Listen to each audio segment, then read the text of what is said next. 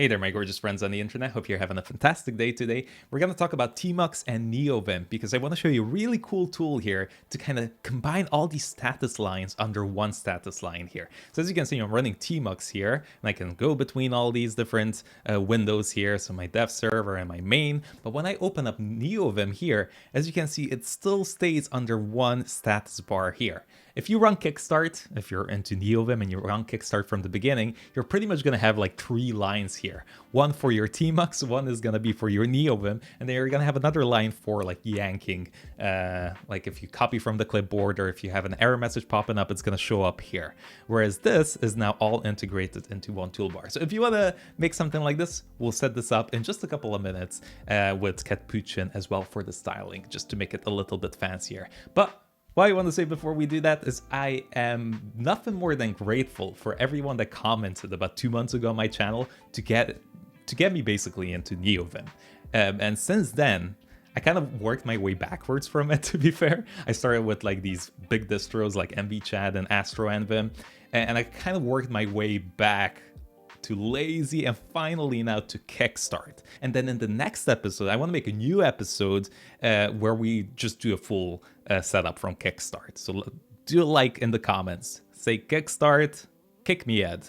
Maybe not that, because then YouTube might remove it. And yeah, drop a sub and drop a like on this video. That like bar will go travel across the pipes and turn into water and food to feed my family. So thank you so much. So what I'm gonna start with is just doing an RM RF on my nvim config here, and also just kind of remove all the caching states that I have here. I'm gonna open up a new tab here. We're gonna go over to Kickstart NeoVim here. And to run this, again, you can have a look here if you wanna do it through Mac or Windows. I'm gonna be doing it through Linux here. Okay, now that we have that installed, if I run TMUX here now, there we go. So we have a first window down here at the bottom, and then we also have the operating system and the time that it shows down here. But now when I open up nvim, as you can see, we pretty much have 3 tabs here. There's this empty space in the middle, which just I don't like at all. It looks so weird.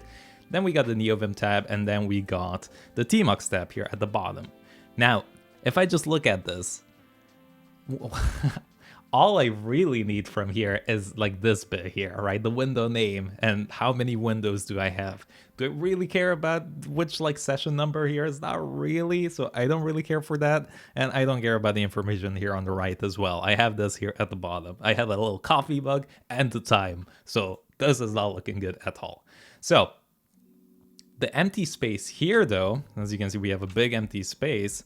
Let me show you quickly. If I just go and press space, S, I believe, is the search by default. Yeah, it is. I'm going to show you in the next episode also how we can like change all of the which keys here and all of that, because I actually changed this from S here that is default in Kickstart to F. I like that. Find files, FF, space FG for find grep, like live grep, or FB for find buffer. But anyway, let me just go to file here, right? So let's go to file. I'll head over, this is a little 10-stack start project here. But check this out, so you're getting all this info like, hey, the bloody parser has been installed, or if I just grab some text here and if I yank it, as you can see, it gets shown there. So that's one of the things that we can really easily fix. Rather than having this like information here, we can use a little plugin that instead does a pop-up notification here at the top, which is going to look really cool. So I'm going to just open up a new terminal here. I'm going to head back CD back to here, and then your nvim config lives in the config/nvim there. All right, so let's run nvim here. I don't have a file tree, so I kind of want to get this going quickly here. So what you can do is if you go to SF, find files, as you can see, Kickstart automatically gives you a list of like basic plugins here.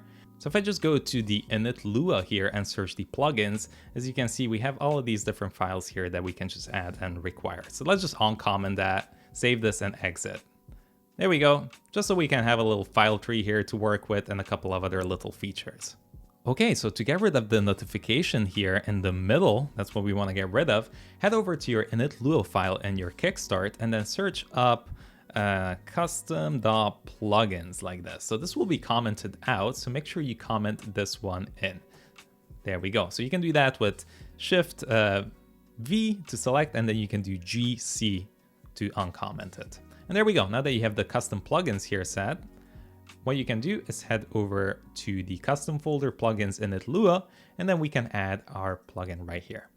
So I'm going to put the code here so you can see. So the plugin that we're going to be using here is called nvim-notify. And again, that's pretty much going to take this middle part here and put it in a notification tab for us. Now that we open up NeoVim, you're going to see that nvim-notify has been installed. And if we close this, look at that. You already got rid of that big middle bar there, which looks much, much cleaner in my opinion. So if we head to a file now, for example, let's go here. Let's see, we want to like yank the computer here and copy it. So I can do Y, right? And we get the line up here instead. So we have 17's line yanked rather than kind of polluting the space there.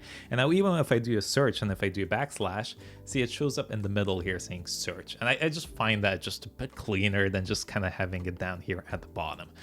Now, before we merge these two status lines together now, kind of want them to at least have the same theming attached to it. We're going to do catppuccin here. If you want to do something else, I do prefer row spine. I am switching kind of in between the two. This is just a little example here. So by default, Kickstart uses all these little mini plugins, which are really good, like mini status line. They have mini files as well. But I took this and I uncommented out because I do prefer lua-line instead. So find this in your code if you want to switch it to how I have it, uncomment it out. And then instead you can add lua-line here, which looks something like this. So you can put this in your plugins folder or straight into the init lua here. And that's it. I'm just sending a theme of catppuccin on it. And here you can kind of customize how your sections are gonna look. And I feel like this is all I pretty much need. So we have the mode here, right, which is normal or insert mode. Then you have the branch, so you can see if you're a master or not. The diff here, so 77 adds, 13 removes, right? And then you got your diagnostics as well. So you can see if you have any errors in your files or any potential fixes that you might need to do. We got the file name here. They add a couple of extra things here, but I'm not really a big fan of it. And then the progress and also the location. So you can see the line of the code you are on. So there we go. That's how you can get catppuccin up in a status line in like one little line of code here. Well, a stack of code, but you get the point. Now to do the same for TMUX, we'll have to go, where is that? Well, exit out of here and then cd back into your root directory, and there you have your tmux.conf. And here what I'm going to do first of all is set the mouse to on. This is just so we can scroll, because by default in TMUX you cannot scroll around, which is a little bit annoying. To get catppuccin going in TMUX as well, what we can do is head over here to catppuccin TMUX. And all we really need to go, I'm not going to be using TPM here. We're going to keep this vanilla and straightforward. Instead, what we're going to do is copy this command here, where we're making a directory in the TMUX plugins here. That's going to have all the catppuccin settings here. So let's make that here. Make there. There we go. We made it. Cool. And then we can clone this here at the bottom as well. Let's clone that. There we go. So I already did this, so it says it already exists. And now we can head back into our tmux config. So let's do nvim.tmuxconf, and we can basically run that plugin here. So I'm going to paste that in there. As you can see, it's here at the bottom. You can also press that in. Okay, so let's hit save. Let's exit. And this is not going to work. As you can see, nothing happens. It's because we need to reload our tmux config. So an annoying way you can do that is to just kill your session and come back. But a better way to do that is going to be to bind a specific key to essentially reload your config file. So you can do something like this. You unbind maybe R for refresh, and then you bind it to the source file of your tmux source file to basically reload, right?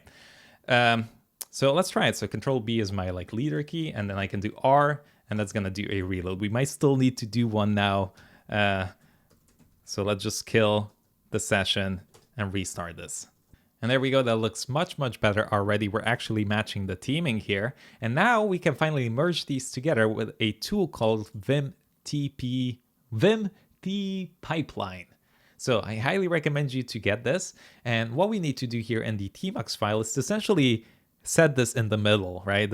All of our window panes here. So we can do this with this little config here. So we can just simply copy this over. So let's paste this in. What I'm also going to do here is remove the BG default here. It just looks a bit better without it, but you can experiment. There we go. And what this is doing is essentially setting a length for the status line here, right? So it's going to say, hey, the max is 90 on the left, the max is 90 on the right, and then just justify it to the center. So if I reload my config here, look at that, we're actually getting a clone now under here. So it's essentially piping all the nvim status line here in our TMUX config, which is really cool. So the final step now is to run his little package here in your NeoVim config to essentially get rid of this. So let's head over to our new tab here. You can open it up. I'll just place this just here in our plugins, how we did it before. So I'll just go to plugins, open this up in the init Lua here, where we have our notify as well. Let's go here to the bottom. And now in here, all we have to do is paste in this little line here. And this is going to manage the status line for you automatically. Now, before we get that working, we do need to open up nvim on its own. There we go. So it's installed now. Okay, so let's give that another go. So I'll run nvim and I'll go over to a tsx file here. There we go. And looks like it's all integrated super nicely. Okay, great. It does work. Nvim, there we go. And then we can go here. Let's go to app tsx. Lovely. There we go, all in one little line. Now we saw a little bug here. It looks like when you're leaving, it still shows you the bar here. And I haven't really had that issue before. But I believe it might be this. Let's just head back over to our TMUX config here, and then TMUX config. It might be these two lines of code here, the status right and status left. Let's just get rid of that and restart. And now removing those two lines of code, as you can see now, it doesn't say anything about NeoVim anymore, which is kind of how I like it anyway. And then if I open up a NeoVim tab now, there we go, it just kind of integrates with it. And there we go, that's pretty much it. We finally got a one status line here with catppuccin team together with NeoVim and TMUX. So hope you enjoyed this episode, hope you found it helpful, and I'm so excited to do the next one where we're gonna do a full kickstart configuration from scratch. So drop a sub, drop a like, and I'll catch you in the next one. Peace.